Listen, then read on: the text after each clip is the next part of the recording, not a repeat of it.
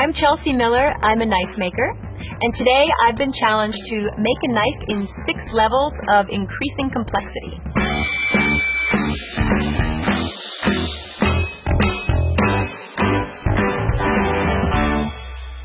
So obviously there are so many subcategories of knives depending on the knife maker's bent towards tradition versus ingenuity. Knives can become so complex. For example, making your own Damascus steel, which is a process of forge welding hundreds of pieces of steel together before you even begin to shape the blade. What I love about knives is that really the complexity level is endless. You could keep going beyond just the basic steps needed. So we're going to focus on really the number of steps to get to a highly functioning knife beyond any decoration you wanted to add to that later on. So just remember, this is my personal take, my personal unique style in the knives that I make. And all of the materials that I use are repurposed. Level 1, wood knife. The wood knife would be the most simple level because we're only working with one material, which is the wood itself. All you need to do is source the wood. We'll trace out our desired shape in the piece of wood, cut it out, sand it, and oil it. So we're only using very few tools here. Important things to remember when cutting out the shape is to keep yourself protected. So protecting your eyes, protecting your ears, and making sure that your fingers are always outside the reach of the blade. Leave yourself a little room. There's no adding material once you've cut, so it's important to give yourself a little bit of wiggle room and cut it a little bigger than you've traced. I mean, really the worst thing that could happen is either you cut into the shape that you've traced, or maybe you go too deep when you're sanding it, in which case it's not really a big deal to just start over. Most important thing when sanding is not to remove too much material, because again, you can't go back. Start at a coarse grit and increase the tightness of the grit, so you end up with a very fine sanding of the knife. This will keep the moisture out of your knife. It'll keep a really nice smooth finish on the blade, and that's very important. If you don't take the knife down to a really fine smooth finish, it will be really uncomfortable in your hand. It'll feel sort of hairy in your fingers. Also, food will get stuck to it, and the process of it being wet and then drying will tend to dry out the knife a lot. Also, wood loves oil, so if you apply a mineral oil, maybe a little beeswax in there, that'll help keep the moisture out of the material. I like to just use my bare hands, just get that oil right in there into the grain, just rub it between your fingers afterwards. For the next level, we're going to stay with a wood blade, and we're going to add a wood handle on top of that. Level 2, wood knife with handle. So you'll start with a block of wood, you'll trace your desired shape in the block of wood, cut that out, and then you're going to take another wood, lay that over your cut piece, and trace a handle. Make sure you leave a little extra space so that you can cut it just a little bit bigger than your original knife piece. Also, it's a good idea to examine the piece that you'll be using for your handle and make sure that it's got something going on, that it's got character.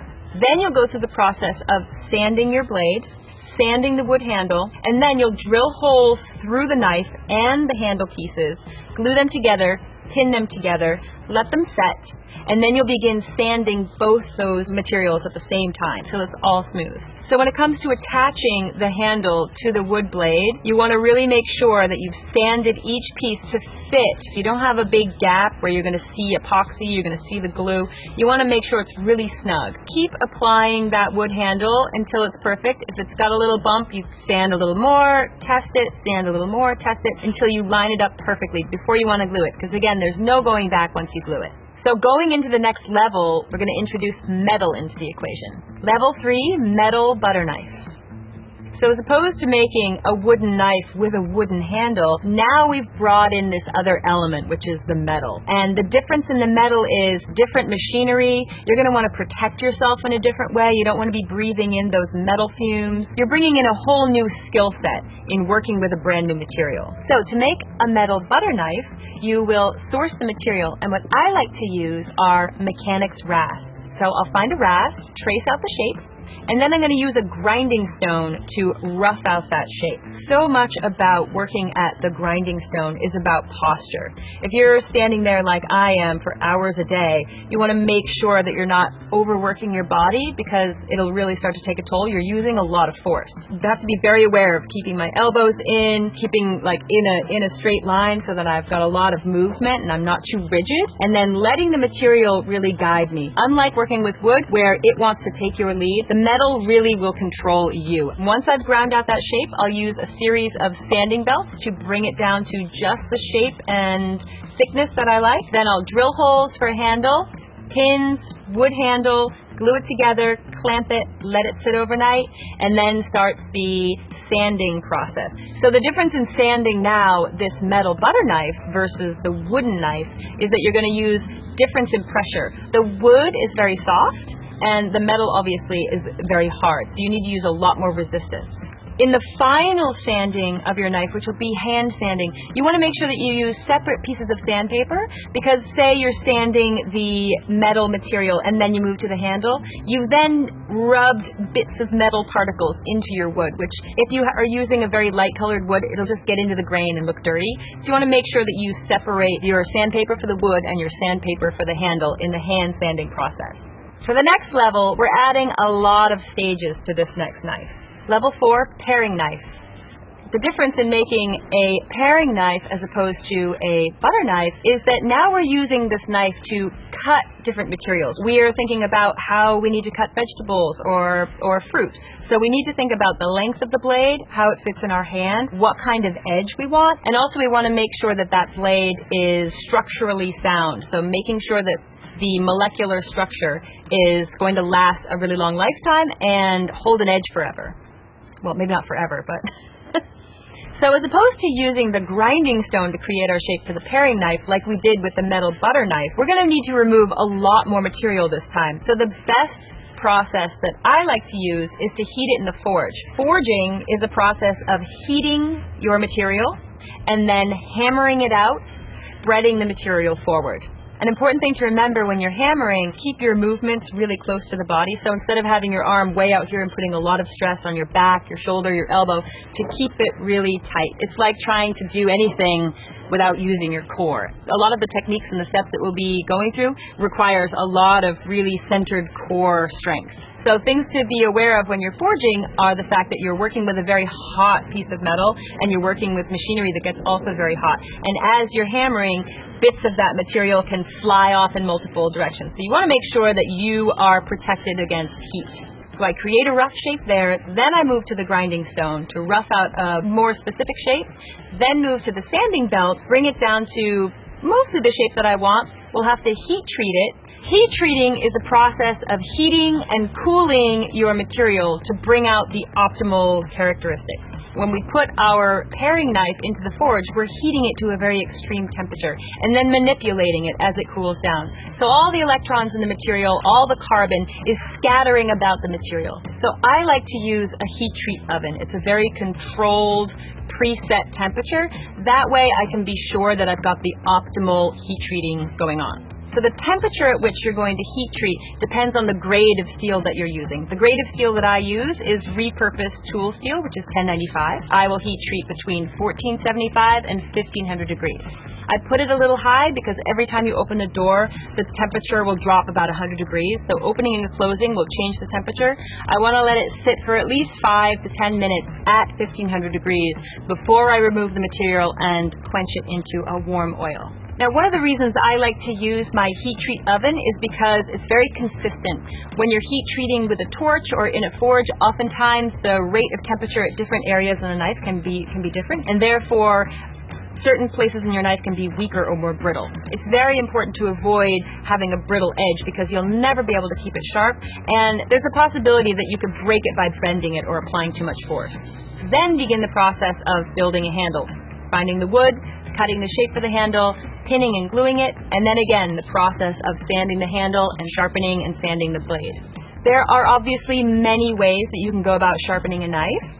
I prefer to use a series of whetstones. Of course, there's a big learning curve in whetstones. It takes a lot of practice to get your angle right, and the number one key is your angle. It's a great satisfactory moment when you've been working on your knife and you can really see the progress you've made. Besides that, I would recommend something that sits on your countertop and you slide it through with a moving belt. Knife sharpeners I don't really love are really the on-the-go that you hold in one hand, two pieces of tungsten just V'd together that you slide your knife through. Personally, I prefer a whetstone. When you're using a whetstone, really the most important key is to maintain your angle. Now, I'm so familiar with sharpening my own knives that I can essentially freehand on the belt sander and then clean any of it up on the whetstones to create the edge. So if you're just starting out, the best way is to set up a jig on your sanding belt to the exact angle. You place your knife in the jig, it's the same every time, and then you get that muscle memory of where that exact angle is. Some people prefer to always use a jig, then you just know it's preset, you know your angle. I like to be a little more loose in form. It makes me feel good when I'm freehanding it and I can see that I've done a good job. So it's really a personal preference. Now, going into the next level, we're adding on a little more complexity here because we're going to be using this knife for another range of tasks. So we need to be more mindful of how this knife is going to be balanced, the shape in which you're going to be using it for whatever things you're going to be cutting, and also for the user themselves. Level 5, kitchen knife made from a pre-made blank.